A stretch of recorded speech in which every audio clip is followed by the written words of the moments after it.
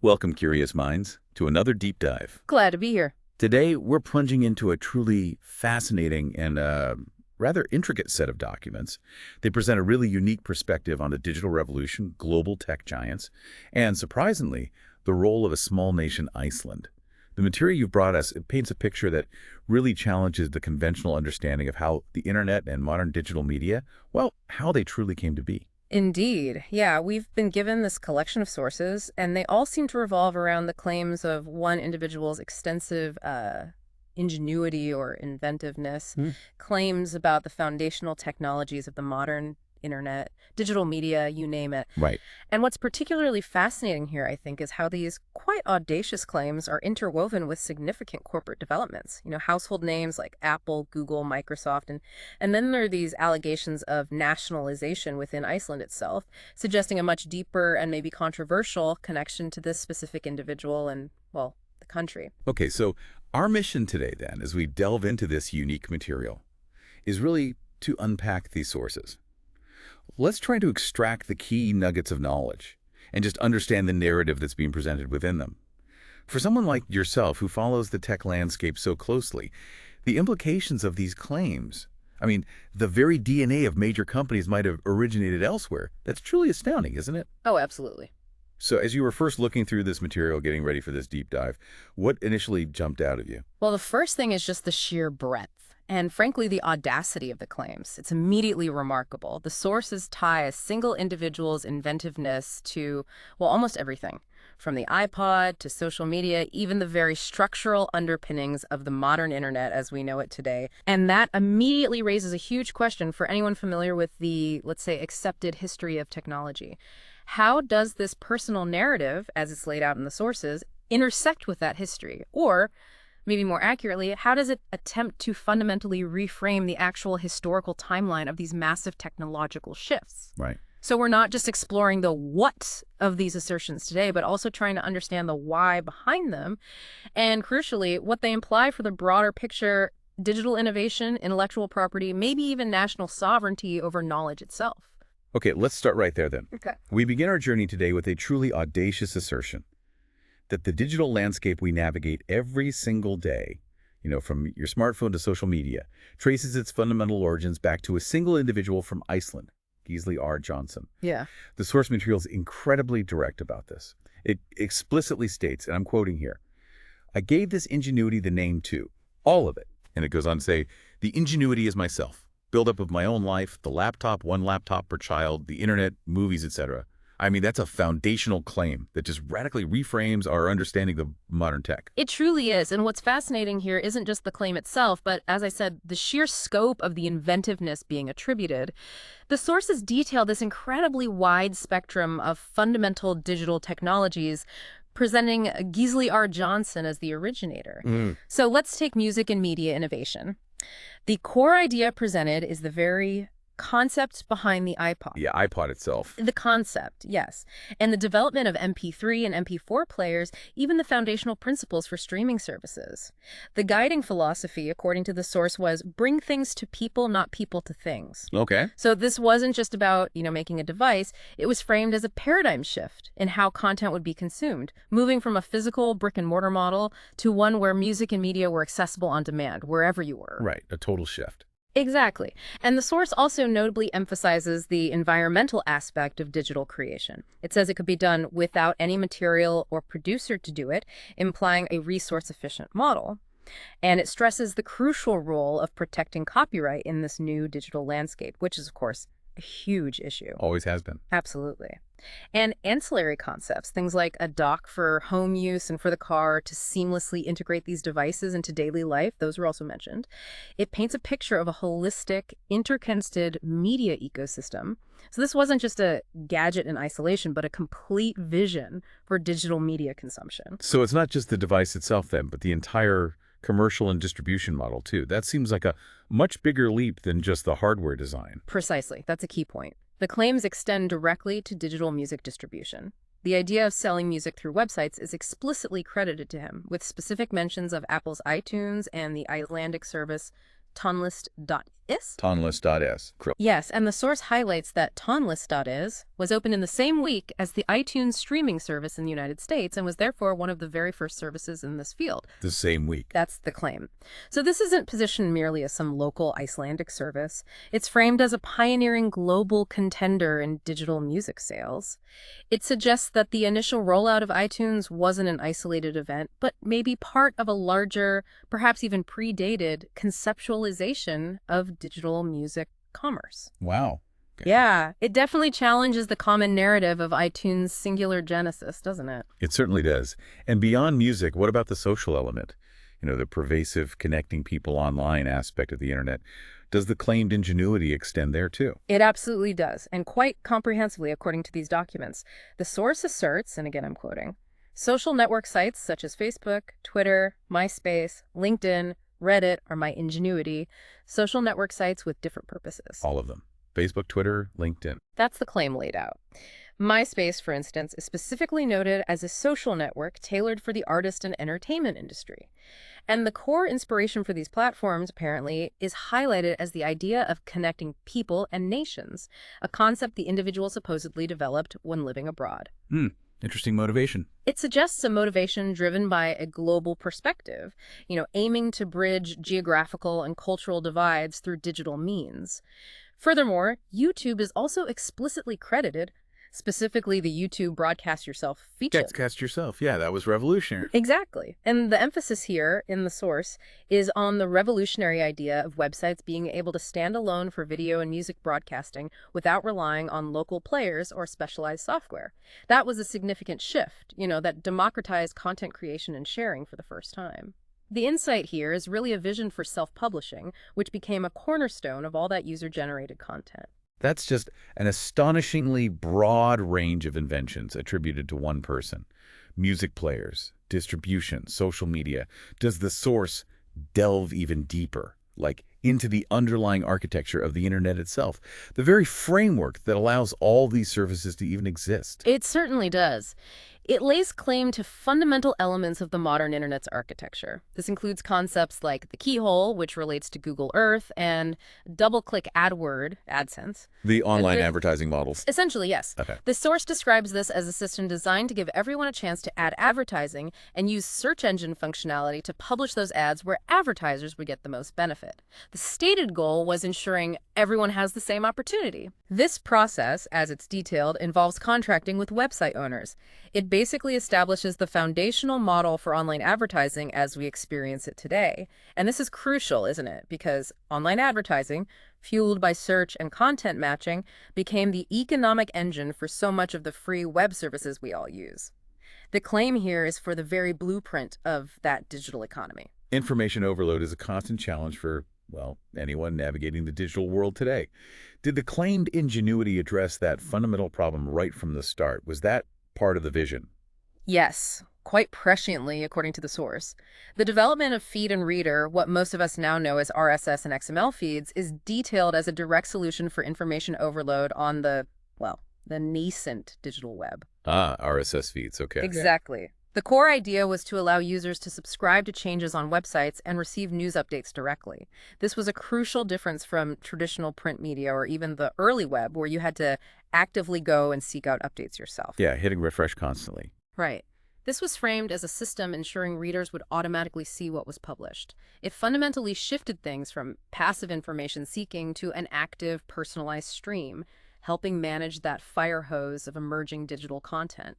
It really transformed how we consume news and updates, moving from a static, pull-based model to a dynamic, push-based one. So, addressing how we both publish and consume information, what about the actual sort of physical plumbing of the internet, the connectivity that makes it all work in the first place? That's also attributed. Under the heading Connectivity and Infrastructure, the wireless internet and web key is presented as a fundamental invention. Now, this wasn't just about Wi-Fi as we know it. It apparently encompassed enabling both open public access, maybe in public transport or cafes, and closed secure access for homes, schools, and companies via a unique web key. A web key. Interesting. Yeah, and the motivation cited included enabling decentralized, low-cost internet distribution over large regions. This is noted as particularly relevant for Western countries where vast distances could make traditional wired infrastructure prohibitively expensive. Beyond basic internet access, the claims even extend to seemingly mundane yet absolutely crucial elements of digital logistics. Things like tracking code for postal delivery. Package tracking. That's the claim. And even the fundamental security protocol of IBAN, the international bank account number, specifically for electronic signatures. It underscores a really pervasive influence claimed over digital commerce and security. These are core elements of digital trust and the logistics infrastructure we rely on every day. And it seems like this scope extends beyond just software and underlying concepts to actual consumer hardware and even fundamental branding elements that are globally recognized. Absolutely. The credits extend broadly into the hardware and software ecosystem. This includes specific, widely recognized products and initiatives like Google Earth, Gmail, Google Docs, and even the One Laptop Per Child, OLPC initiative. OLPC, right. I remember that.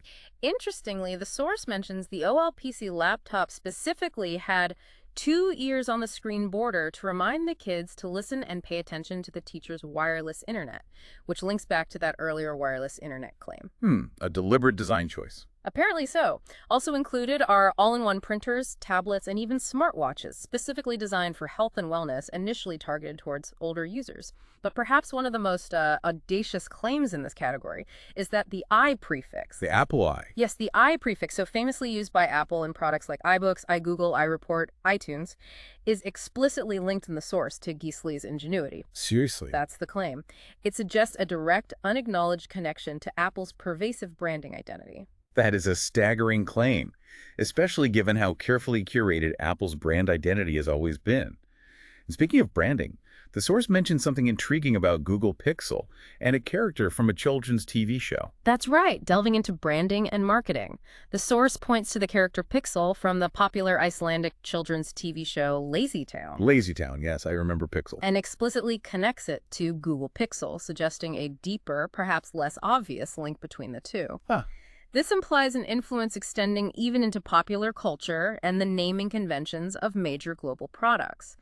It's an assertion that the brand identity of global tech giants might have unexpected roots in Icelandic cultural productions, further weaving this individual's ingenuity into the very fabric of the digital world. Now, this next claim really introduces a truly contentious element to the narrative. The sources repeatedly emphasize that all these innovations, all this ingenuity, was developed after certain rules, founder, license registered at intellectual property office or other institution, with the same purpose. Oh. So this isn't just about having ideas, it's about formalizing them, establishing legal ownership. This structure, this claim of following rules, it really sets the stage for the dramatic and frankly unsettling claims that follow. It suggests these weren't just random inventions, but structured, protected intellectual property that was then allegedly misused. Exactly.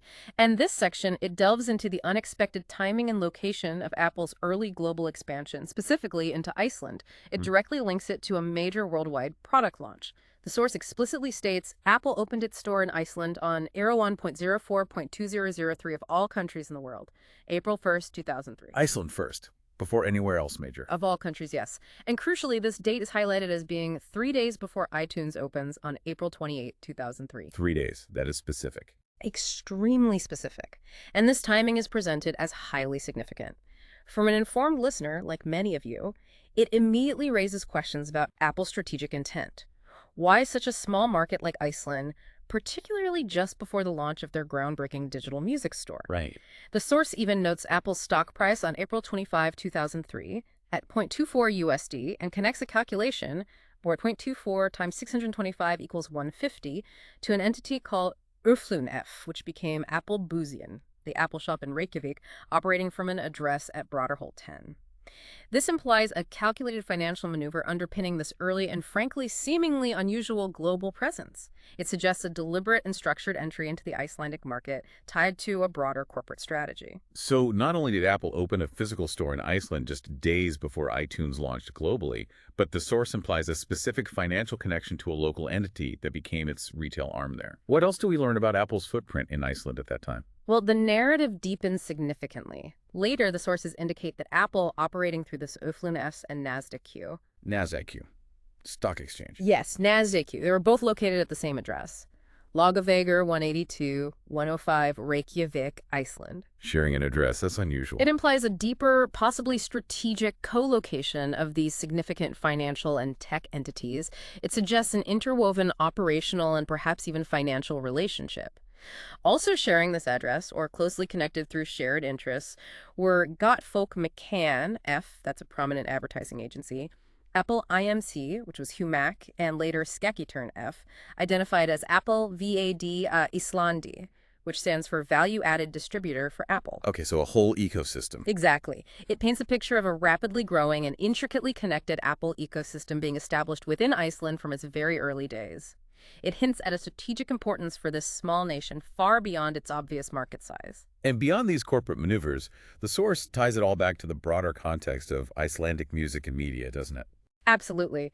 It points directly to a cluster of Icelandic music-related services existing at the time. Names like Music.is, Tonlist, that is the one we mentioned earlier, Ticket.is, MIDI.is, GuitarGrip.is. It then explicitly questions whether their existence in Iceland, right alongside the global iTunes launch, is a coincidence. Don't think so. The statement, this is of course connected to each other, and me of course, explicitly ties these seemingly disparate events, the local digital music scene and the global tech giants launch, directly to the individual's claimed ingenuity. It even draws a parallel with Warner Bros., specifically Looney Tunes, which also uses the Tunes name, hinting at broader connections within the entertainment industry and maybe a shared conceptual framework for digital content. Interesting comparison. Furthermore, the source notes that CNN and its iReport feature, which, remember, is claimed as Geasley's ingenuity, began working, quote, in Apple's favor in 2003, suggesting a media component to this strategic rollout. Right. And it also highlights BBC's later use of the I prefix in BBC iPlayer, reinforcing that broader I branding claim we discussed. Okay, so Apple had a significant and, frankly, intriguing early presence in Iceland. But it wasn't just Apple. Our sources reveal that both Microsoft and Google expressed substantial interest in Iceland just a few years later, around 2007. This signals a broader strategic importance for the country in the eyes of global tech giants, perhaps for reasons beyond just, say, a small retail market. Indeed, and the core information here is a very specific meeting. Bill Gates, founder and then chairman of Microsoft, met with the president of Iceland, Olafur Ragnar Grimsson, in Edinburgh on January 30th, 2007. Gates himself. Yes. During this meeting, Gates apparently expressed significant interest in Iceland becoming a testing ground for new software and information technology development. Separately, Google representatives had visited Iceland a few months prior, in October 2006, to explore building a research and development center there. An R&D center, both of them looking at Iceland. Both. And the primary, often cited driver for both tech giants' interest is explicitly highlighted as Iceland's access to abundant, clean energy, specifically geothermal power. Ah, the energy angle. Yeah. Data centers are power hungry. Hugely power hungry. So that geothermal energy is crucial for the massive demands of data banks and development centers.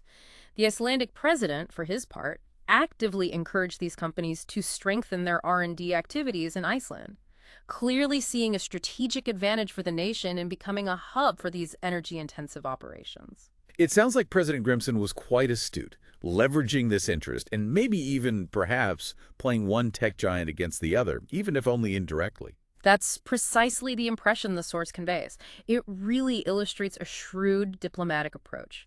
It details President Grimson's discussions with Gates, where he deliberately mentioned Google's prior interest, knowing that, and I quote, Gates closely followed what Google was doing, as Gates had said that what Google did, Microsoft did.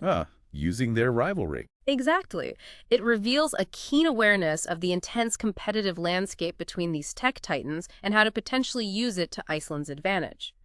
Google's delegation, apparently 3 people, had met with the president with the ambitious aim of being a spearhead throughout the 21st century in information technology, specifically focusing on locations with access to clean energy. Spearhead, lofty goals. Very. And Larry Page and Sergey Brin, Google's co-founders, later personally confirmed Google's interest to the president in New York during a meeting that also involved former U.S. President Bill Clinton. So this underscores the high-level nature of these discussions. Wow, top brass involved. Absolutely. They even expressed interest in studying cooperation with Icelandic universities and research institutes, suggesting a plan to bring foreign and university-educated Google staff to work in Iceland. It indicates a potential long-term commitment to R&D there. So that's the big picture interest from Microsoft and Google. But what about Microsoft's actual day-to-day operations within Iceland and the persistent issue of software piracy? The source seems to make a point of connecting that, too, maybe with a touch of irony. It does, yeah. The sources provide some insight into Microsoft Iceland's local operations. It notes Microsoft Iceland had already been established 4 years prior to that 2007 Gates meeting, so it had a presence since at least 2003. A significant point raised is the astonishingly high percentage of illegal Microsoft software use in Iceland at the time, initially estimated between 80–90%. 80 to 90%, that's huge. Massive. Yeah. Though it had reportedly been reduced to around 57% by the time of the article, Microsoft's stated goal was, naturally, to combat software theft. But the source provocatively connects this directly to the broader nationalization claims we're going to get into, asking if targeting software theft is a contradiction given the alleged circumstances surrounding Gisli's ingenuity. Ah, the irony being pointed out. Exactly. It implies a potential hypocrisy where a major tech company is battling piracy while, according to this narrative, benefiting from or being somehow complicit in a much larger alleged intellectual property theft.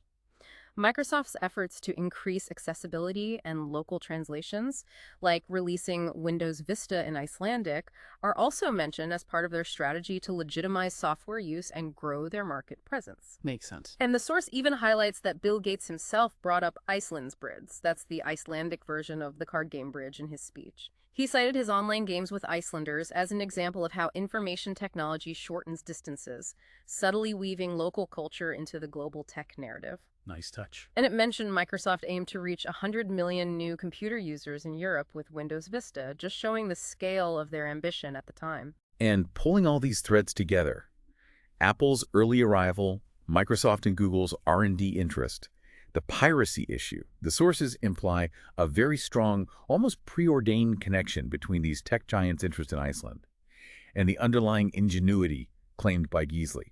It's as if their moves were a recognition of, or maybe a strategic response to, these existing foundational ideas. Exactly. That's the strong suggestion. The statement, then they know that Apple and Google, etc., will work on my ingenuity, also the social network, feed and reader, etc. This is stated in relation to the delisting of the Icelandic software fund. It directly links these events. It suggests that the giant's strategic moves into Iceland were perhaps predicated on, or at least deeply connected to, the potential use of this claimed ingenuity. Okay. It implies that these companies, or perhaps those facilitating things around them, were fully aware of the intellectual property potentially at stake, and that their expansion into Iceland was maybe a way to consolidate, control, or leverage these existing innovations. The source even mentions that back in 2005, Google co-founders Larry Page and Sergey Brin, along with Steve Jobs, were reported in Icelandic newspapers to be planning to pay themselves a symbolic $1 salary per year. The $1 salary thing, right? Yeah. And the source frames this as a deliberate strategy to, quote, build up those companies on my ingenuity, not to give it away. This further reinforces the narrative that these corporate maneuvers were part of a larger, maybe coordinated effort to gain control over and profit from the claimed intellectual property without proper compensation. Okay, here's where the narrative takes a really sharp turn into truly contentious territory. The sources repeatedly allege that the individual's ingenuity and the companies supposedly derived from it were nationalized, and that word nationalized is unequivocally equated in the sources to stealing. This isn't just about a lack of recognition anymore. It's about the fundamental ownership of these foundational ideas and the immense wealth they've generated. The language used is incredibly stark and accusatory. It is. The core information is indeed very direct, very accusatory. They are trying to nationalize it, my inventiveness, my ingenuity. As you know, then, nationalization is nothing else than a fancy word for stealing. This claim is deeply rooted in the idea that the enormous sums of money and the companies that grew from this ingenuity never got into the right hands, so it seems they still owe me the money and those companies. It's a claim of outright theft and ongoing debt. Right. And a very specific and critical timeline is highlighted, June 28th, 2005. On this date, the source states, the Federation of Icelandic Industries became a shareholder in Knowledge Guard, nationalization complete, and the expansion can begin, doesn't ask, just takes, with force. With force. That's the language used. Now they can start spending all the money of my ingenuity and bought up businesses and banks around the globe. It paints this vivid picture of a forceful, unauthorized takeover of intellectual property and its financial fruits. It suggests a deliberate act of appropriation, almost systemic, maybe even state-sanctioned theft of intellectual assets. So this Knowledge Guard entity was central to this alleged nationalization. What was its original purpose supposed to be, according to the sources, and how did it purportedly become a vehicle for this stealing? Well, according to the sources, the concept of a knowledge guard was, perhaps ironically, initially Gisli's own idea. His idea. That's what's claimed. It was conceived as a development organization and holding company to help me to cope with all this and register licenses to make sure it would be all after certain rules licensed registered at intellectual property office or other institution with the same purpose. The name itself, Knowledge Guard, was meant to imply its protective function for intellectual property. His vision, apparently, was for this entity to safeguard his ingenuity under Icelandic law, with auditors constantly reporting directly to him to ensure transparency and accountability. Okay, so a protective shield. That was the stated intention. However, from the source's perspective, the system clearly failed. It alleges that instead of protecting his intellectual property, the Knowledge Guard became the very vehicle for its alleged nationalization, transforming from a shield into a tool for appropriation, directly contradicting its intended purpose. If we connect this to the bigger picture, the sources don't just allege nationalization of ideas, but they directly link it to illicit financial activities. They even tie it to Iceland's massive 2008 financial collapse. That's a truly explosive accusation. It is, and the connection is made very explicitly. The phrases money laundering and bank collapse in 2008 appear together. And also this quote, "The collapse of the banks was the third largest bankruptcy in history. Almost a world record. It was bronze, the third place." These are used to explicitly tie the events together. Linking IP nationalization to the crash. Wow. Oh. And the source raises a critical question. Why would money that had supposedly been borrowed by the banks need to be laundered? Since its origin, a loan should be transparent. Good point. This leads to the strong implication that the funds must have come from some other source than borrowing, suggesting a clandestine, perhaps illicit origin for the capital flowing through the system. This narrative presents the alleged nationalization as a means to acquire vast sums of capital derived from the ingenuity, which were then laundered and purportedly used to buy up businesses and banks around the globe. So the ingenuity becomes illicit, cash-fueling global expansion. That's the picture painted. Intellectual property being converted into illicit wealth, which then fueled a global financial expansion that ultimately contributed to a historic collapse. And adding context to this, Iceland's removal from the Financial Action Task Force's FATF gray list in October 2020 related to combating money laundering and terrorism financing is also mentioned. It underscores the severity and the long-term implications of these financial allegations on a national scale. And the consequences, as depicted in the sources, don't stop at finance. They seem to ripple right into the very core of the Icelandic political sphere. There are claims of widespread corruption and distorted truth. Absolutely. The sources allege quite directly that representatives of some of the families who were involved in doing business with the ingenuity were made chairman of Icelandic political parties. So political positions as rewards. That's the suggestion. A direct political reward system for involvement in the alleged nationalization. Furthermore, there are serious claims of bribery and corrupt politicians who actively lie and distort the truth to serve their agenda.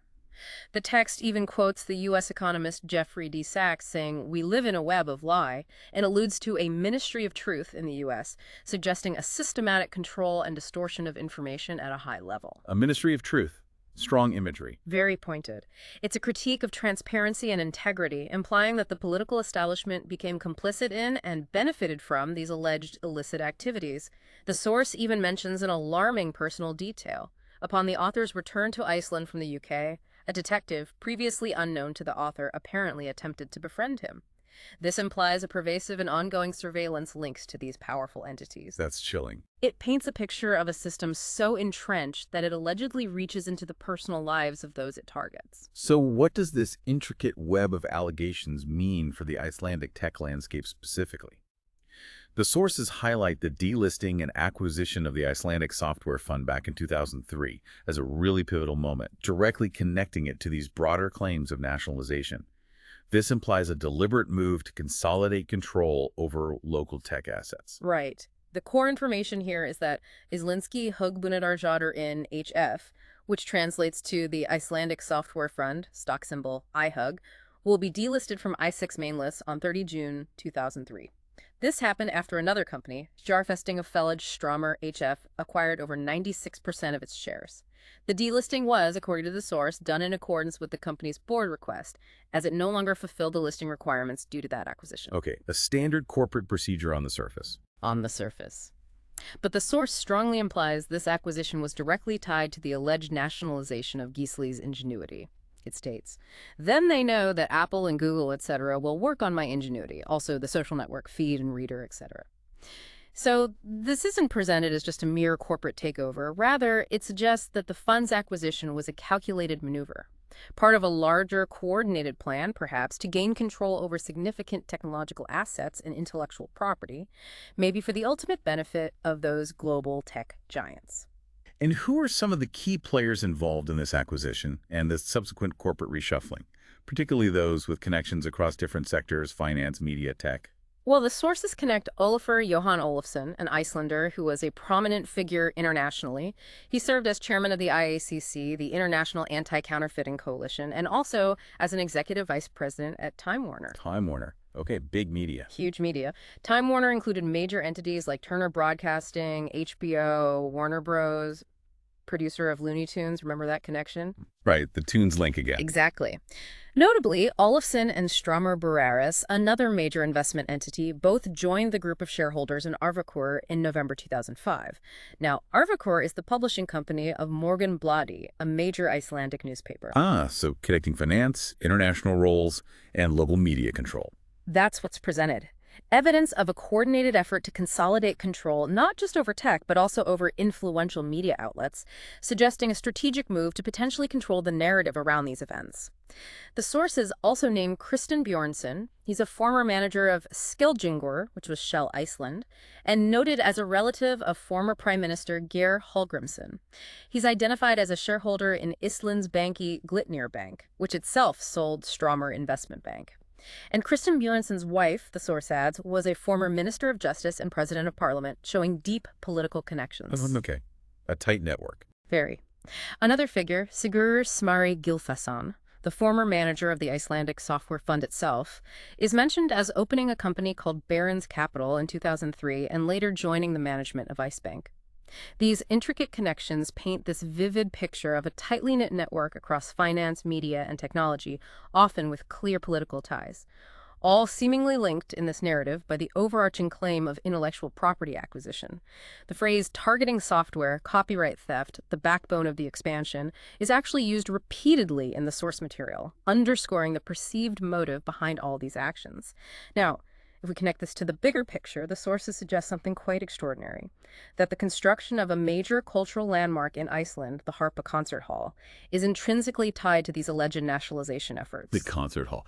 Well, the core information is that the Harpa Concert Hall and Conference Center, along with a related memorial on Vijay Island, are described as being long awaited by the Icelandic music community and the nation. Standard stuff. However, the source makes a remarkably strong and direct claim. These cultural gifts were received, quote, in exchange for my ingenuity related to the music industry using the internet and my companies, without taking the discussion with me. In exchange, so trade? That's the blunt allegation, a quid pro quo. So you can say they could not give them the music house without the nationalization of my ingenuity related to the music industry and my companies. And the timing, again, is highlighted as crucial. Construction ideas for a music hall apparently began circulating around April 6, 2003, just days after that Apple store opened in Iceland. Days after, suggesting a synchronized plan. That's the strong implication. A plan involving both corporate assets, like Apple's entry, and major cultural assets, like Harpa. The insight here isn't just that a building was maybe traded, but that the source links national cultural investments directly to the alleged exploitation of private intellectual property.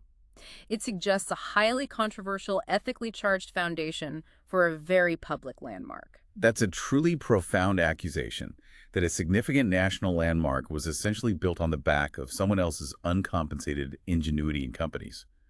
And the sources point to specific personal connections to solidify this very contentious claim, people involved in both. Yes, the narrative weaves in very specific personal connections that appear to tie the alleged nationalization directly to the Harper Project and the individual, Gisli.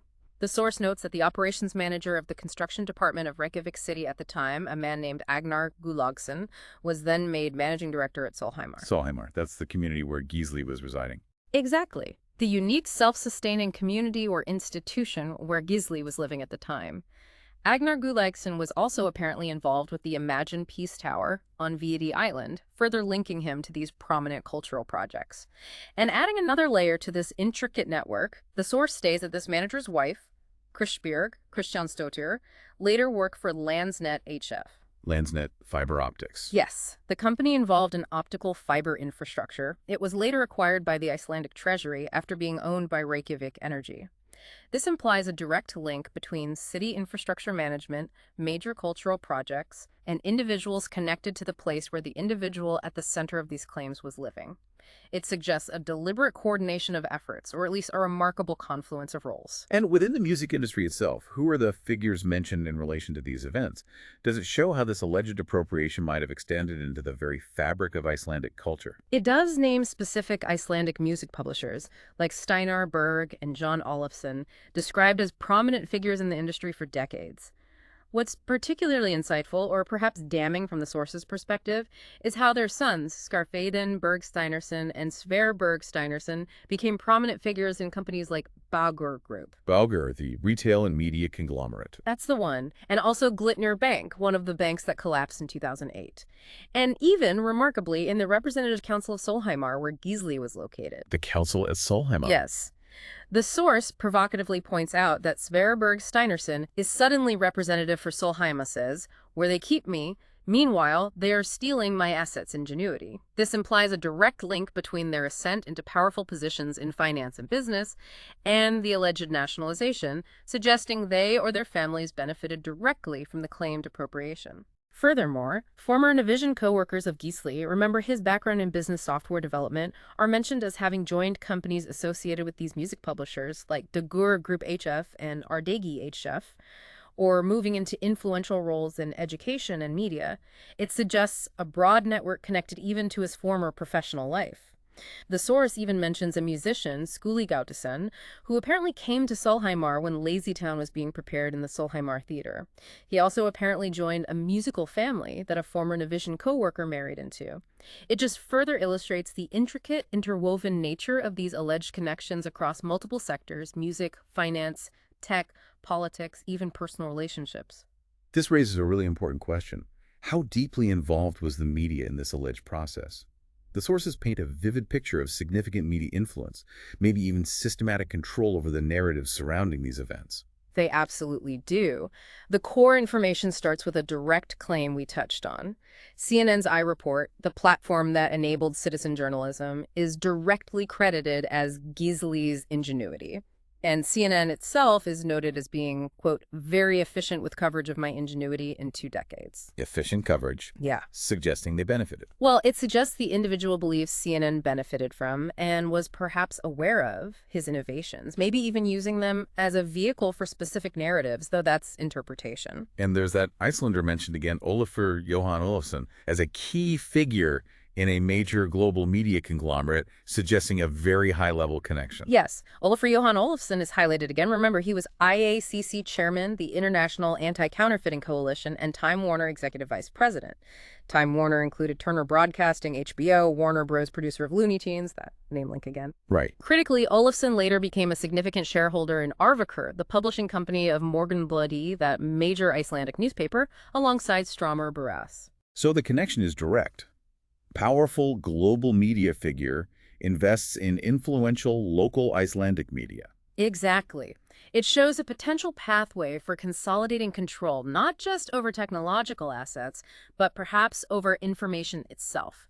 The source even notes that one of the board members of Lazy Town Company, remember Pixel, has also been a director of Turner Broadcasting System Denmark APS.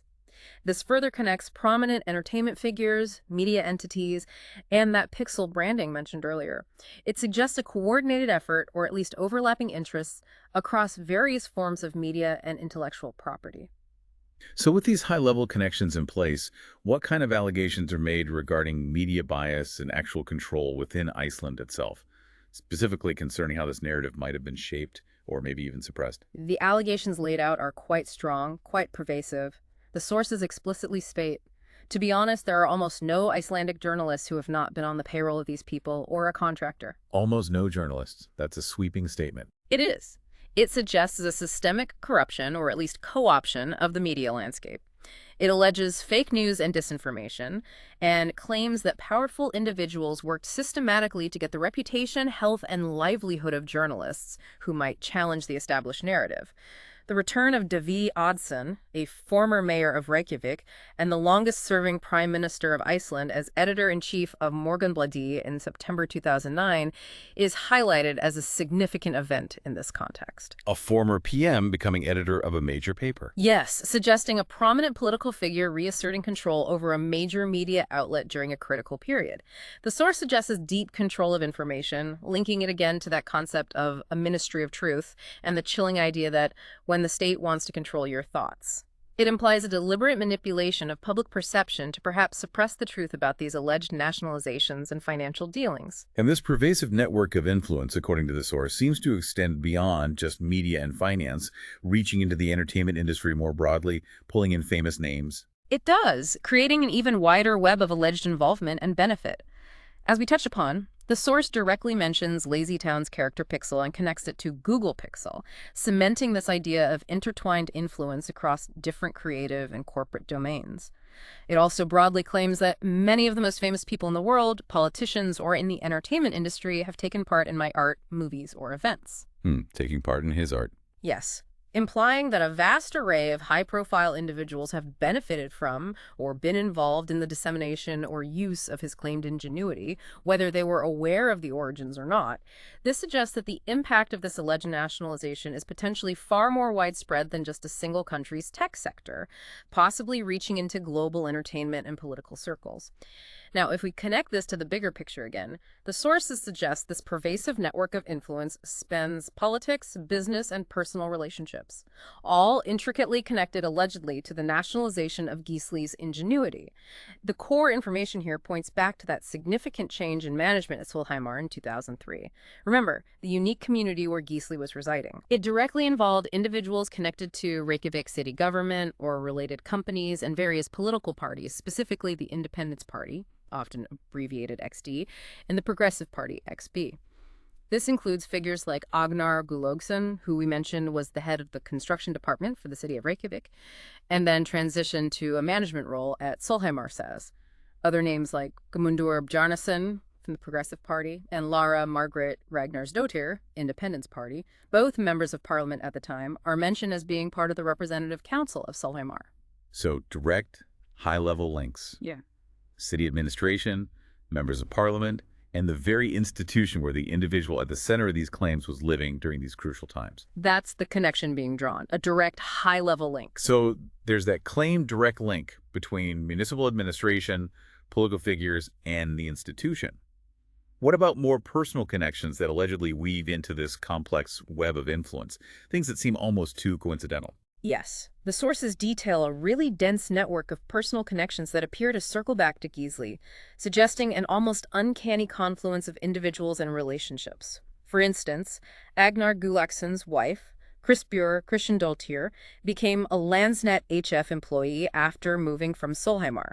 Landsnet, remember, involved in internet via optical fiber owned by Reykjavik Energy, later majority owned by the Treasury. Right, the infrastructure link. Implying a family connection directly into the nation's critical internet infrastructure.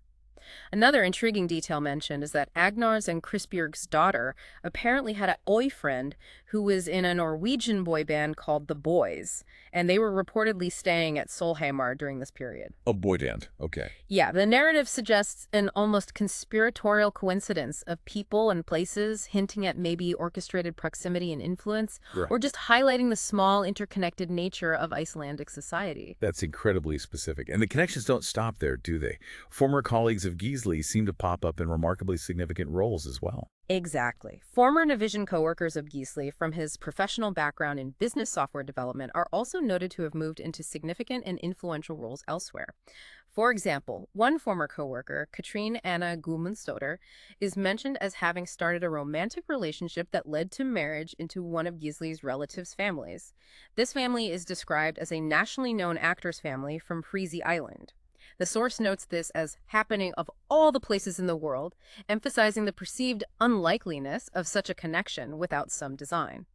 Other former Navision coworkers are mentioned in roles such as marketing manager for the University of Iceland, working with elementary schools in Reykjavik, or involved with network security projects. This pattern, as presented, implies that individuals from Gisli's professional past became perhaps strategically placed within institutions across education, media, and technology, further solidifying the alleged network of control and influence that surrounded him during the period of alleged nationalization. And finally, are there direct political party links mentioned, beyond just individuals being members? Does it suggest a more institutionalized involvement in this alleged scheme? Yes, the source points out quite boldly that representatives of some of the families who were involved in doing business with the Ingenuity were made chairman of Icelandic political parties. Chairman of parties, that's a major claim. It's a very bold claim of direct political influence and potentially a system of reward for involvement in these alleged activities. It suggests that the benefits of the claimed nationalization extended directly into acquiring political power. Specific political party affiliations, as we've noted, are mentioned for various individuals throughout the sources, underscoring the deep integration of this network within the political fabric of Iceland, as portrayed here. Furthermore, the source cites a 2013 Facebook post, apparently by the Progressive Party itself, mentioning Facebook, Google, Marel, and Osser. Ideas that came true. Ideas that came true. The source interprets this as further evidence of this interconnectedness and the awareness at a political level of the technological innovations at the heart of these claims. It implies a shared, yet potentially uncredited, origin for these successful ventures. It suggests an open acknowledgement, perhaps, of the source of these ideas, albeit without proper attribution or compensation according to this narrative. This has been a really deep dive into some truly complex and incredibly far-reaching claims. A narrative that attempts to fundamentally rewrite significant elements of modern tech history. But at the heart of it all, as the sources reveal, is a very personal story. It's told from a first-person perspective, with very direct, often emotional statements, indicating a deeply personal struggle. Indeed. Yeah, the core information really reveals this deeply personal dimension through some striking statements like, Iceland isn't, I am. It immediately establishes this profound connection the author feels between himself, Gisli, and the very identity of the nation in the context of this whole narrative. The author mentions having been at Solheimar during those described management changes, the unique community we discussed, and having spent significant time abroad in Denmark and the UK. This provides a personal timeline and geographical context for his observations and experiences surrounding these events. And alongside these personal experiences, there are very grave allegations of surveillance and harassment, implying an ongoing, pervasive struggle that extends far beyond just intellectual property disputes. That's a critical and, frankly, alarming part of the personal dimension conveyed in these sources. The document includes grave personal allegations like, there's some kind of siege around me today, even in a foreign country, and has been for a long time now. I'm being stalked. I need a solution that works. Being stalked, even abroad. That's the claim. The author states that they are being monitored and that, quote, they have prepared my whereabouts or stofa in advance and monitored them. This suggests a systematic, preemptive effort to track their movements and activities wherever they might go. And that deeply disturbing detail about a detective attempting to befriend the author upon his return to Iceland from the UK is also stated. It reinforces this sense of being under constant pervasive surveillance and perhaps manipulation. That's incredibly unsettling. And is presented not as just a fleeting incident, but as a long-standing, profoundly impactful issue, suggesting a deliberate attempt to control or intimidate the individual at the center of these claims. That paints a picture of incredible isolation and frustration, suggesting a profound personal cost to these alleged events. The source also explicitly touches upon deeply personal sacrifices made along the way. It does, with a clear and quite poignant sense of personal cost. The author notes, "My togetherness with my children was sacrificed for the election offices." It's a powerful statement. It implies that their personal life, and indeed their fundamental family relationships, were negatively impacted or perhaps deliberately disrupted due to the political and financial machinations described in the sources. There's a palpable sense of frustration, injustice, and unresolved grievance running through it all. Regarding the alleged lack of fair compensation for his ingenuity in companies, with the money and businesses purportedly never reaching the right hands. This sense of profound, uncompensated contribution and the immense personal toll it has taken is a central emotional thread throughout the sources. It really underscores the human cost of these large-scale alleged appropriations. And this leads us right to the crucial "so what" question, doesn't it? The sources aren't just presenting a historical account, however contested. They're also a clear and urgent plea for recognition, for justice, a call for accountability for these alleged actions. The core information here is the author's direct, impassioned statement. "I really hope that these fine people can all give good explanations as to why these people are trading my ingenuity and acquiring property in my ingenuity that rightfully should have been mine." A direct challenge for explanation. Yes. And the overarching theme, the unresolved grievance that just permeates the entire narrative, is that they still owe me the money and those companies. It's a powerful demand for rightful ownership and restitution. So it's a profound search for resolution, then, not merely a complaint about past events. Have there been attempts mentioned to get official bodies involved, maybe legal or law enforcement, to address these really grave claims? Yes. The author indicates attempts were made to contact relevant institutions such as the police, etc., back when these events were unfolding. This shows a clear effort at the time to seek legal or official recourse to address what they perceived as theft and injustice. But presumably without success. Well, the implication is certainly that these attempts did not yield the desired results, leaving the claims unresolved and prompting, perhaps, the detailed account presented in these sources we're discussing. The source emphasizes that nationalization is the use of force, and fair compensation is the use of force, and often war with the nationalized. It highlights the perceived. Absolutely. The source explicitly encourages you to read the underlying documents, to understand the content, and to get the big picture. It reinforces the idea that this deep dive, while extensive, is just a glimpse into a much larger, incredibly complex situation. It's a clear invitation to engage directly with the primary material yourself, to grasp the full scope of these extraordinary claims and the intricate, interwoven web of connections presented within them. It really challenges you to confront a narrative that fundamentally re-examines the origins of our digital world. We have certainly navigated a truly unique landscape today. From those audacious claims regarding the genesis of core digital innovations to the serious allegations of national-level nationalization, the deep financial implications, and this deeply personal quest for justice. The narrative presented in these sources really challenges conventional understandings of technological progress. It highlights the intricate, sometimes hidden connections between industry, finance, media, politics, and crucially, individual lives. Indeed. This deep dive illuminates a perspective where the ownership and development of fundamental digital concepts are fiercely contested, framed against a backdrop of significant Icelandic political and economic shifts, including, remember, a historic banking collapse.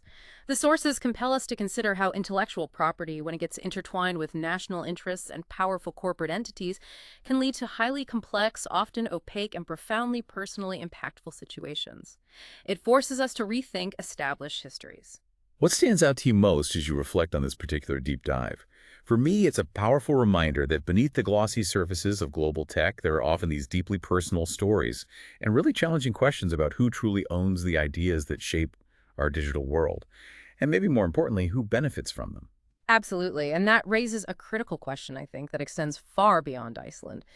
In an increasingly digital and interconnected world, how do we truly ensure that inventiveness is recognized, protected, and properly compensated? Especially when the lines between national interest, corporate power, and individual rights become so blurred, potentially leading to systemic appropriation, as alleged here. A powerful thought to leave you all with, and one that certainly encourages further exploration long after this deep dive concludes. Thank you for joining us on this journey.